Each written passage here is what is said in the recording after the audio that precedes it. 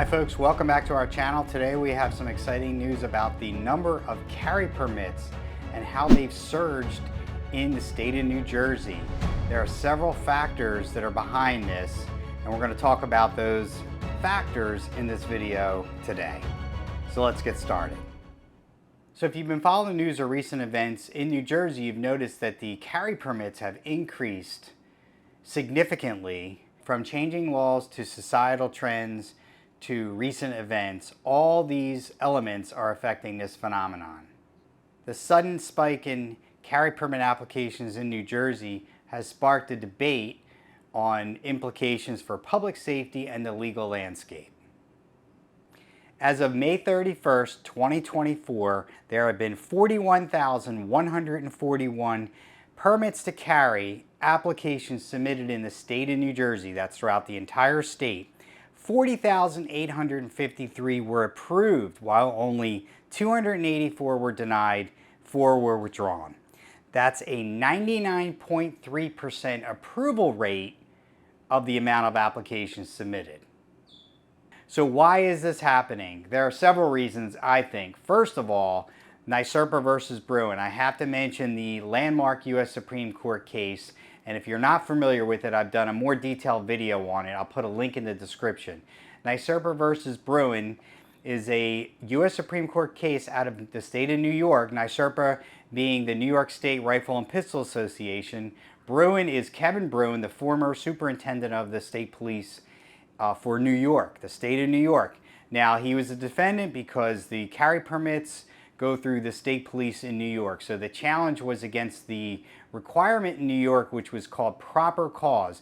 New Jersey had a similar restriction called justifiable need.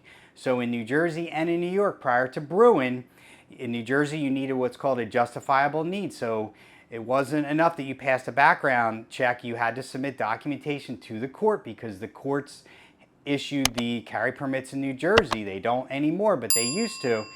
The court or superior court or judge would have to decide based on your submitted documentation, and it had to be thorough, that you were one of the very few people, individuals in the state of New Jersey that could get a carry permit. You had to show that you had a justifiable need, meaning you had threats against your life. And it had to be legitimate threats that were well documented by your police department or an investigating police department. And you would submit all that through the chain, it would get to the judge, and the judge could still deny it. So it was totally up to the court to decide whether you fell in that category. I will tell you, most of the carry permits issued in the state of New Jersey prior to Bruen were for armed security officers that needed to carry for work, and those were issued with restrictions that they could only carry during work. New York had the same thing, it was just called proper cause in New York. So once the Bruen decision came out in June 23rd of 2022, New Jersey Attorney General, knowing that the justifiable need requirement in New Jersey was no longer constitutional because of the Bruen decision, he pulled that requirement from the state of New Jersey. So the application started around July of 2022 in the state of New Jersey. I'm going to give you some more numbers now, and then I'm going to tell you why I think this trend is continuing in New Jersey. Prior to the Bruen decision, in New Jersey from June 2021 to June of 2022, because Bruen happened at the end of June in 2022. So the applications really didn't start in New Jersey till probably July of 2022. So in the year prior to Bruen, or leading up to Bruen, there were only 696 applications submitted for carry permit in the state of New Jersey. 680 were approved, 15 denied, 1 withdrawn. Again, these were mostly armed security officers who needed to carry for work. There were not many individual citizens who were getting carry permits prior to Bruen. Maybe 2 or 3, 5 tops, right, in New Jersey. Tops, I would say. So most of these are armed security officers who can only carry for work. Now, from July 2022 to July 2023, 1 year after Bruen was in place and people were starting to apply, 21,438 carry permit applications were submitted in the state of New Jersey in the year following the Bruen decision. 21,273 were approved, 162 denied, 3 were withdrawn. That's a 2,980% increase in carry permits in the year following the Bruen decision in New Jersey. So if we use the data on the AG's website going back to December 1st, 2019, we find that from December 1st, 2019 through June 30th, 2022, right up to Bruen, a little bit after Bruen decision, only 1,598 were submitted, right, applications. After the Bruen decision, until now, May 31st, 2024, 39,543 applications have been submitted. That's a 2,375% increase since NYSERPA versus Bruen, if we go back to the data from December 1st, 2019. So that's the first reason, the Bruen decision, in my opinion. The second reason the numbers are so high, to me, because it seems like there's a rise in crime against people nationwide, right? We're seeing it in the news.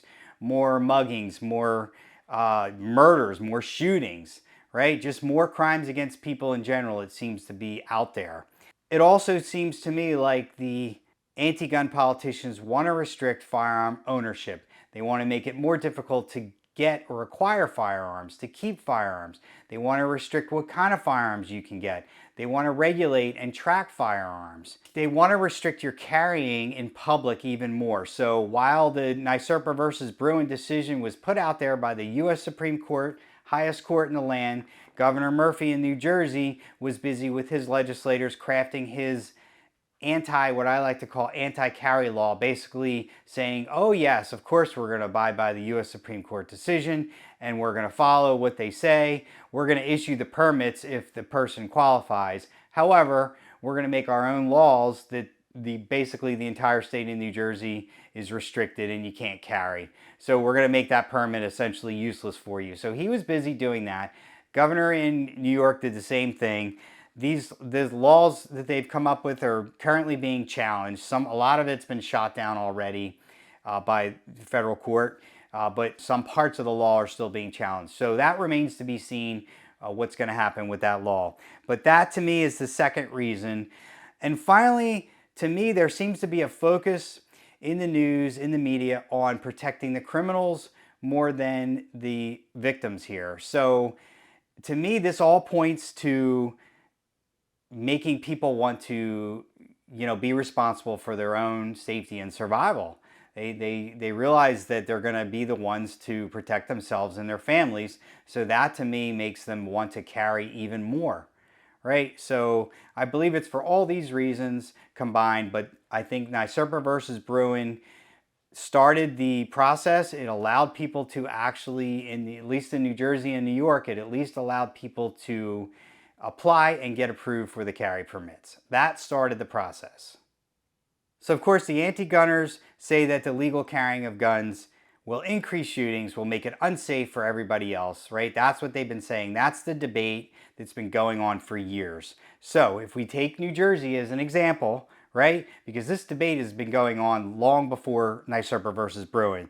So let's take New Jersey as an example, one of the most restrictive gun law states in the nation, right? So we know that since we go back to December 1st, 2019, and we compare the data, there's been a 2,375% increase in responsible gun owners carrying in the state of New Jersey since NYSERPA versus Bruen. What have we heard about legal gun owners doing things they're not supposed to with their carry guns in public in New Jersey? So I've heard of one person being arrested on the boardwalk for brandishing. Now supposedly he took his shirt off because he was hot and people could see his gun. So under the new carry law, of course, you can't you can't carry openly, right? So that's only under a certain set of circumstances. If you're working armed security, then you can carry openly for that particular job. But you can't just carry openly. Now, I don't know if there's more to that story. I don't know if he took his shirt off to intimidate somebody, and then that's what he told the police when they said, why did you expose your gun? But that's one case. Nobody got hurt. Nobody got killed as far as I know, right? That wasn't in the news. The other incident I heard of was an individual who's drinking, shoots his gun off in the woods. A police officer is nearby, hears it, finds the car, stops him. He doesn't disclose that he's carrying, doesn't disclose that he has a carry permit. He's been drinking, consuming alcohol. He's charged with a bunch of crimes under the statute for carrying. He broke a lot of rules. Again, nobody injured, nobody killed. So 2 incidents that I've heard of that have been in the news. If anybody else has heard of anything other than those 2 incidents, please put it in the comments, let us know. So we're talking about 2 individuals, right? 2 incidents that have happened. Mind you, no one's hurt or killed in these 2 incidents, just dumb things people are doing. Out of 40,853 approved carry permits that are out there in the state of New Jersey. Now, I realize not everybody's carrying every day, all the time, right? But 40,853 to date are approved in the state of New Jersey.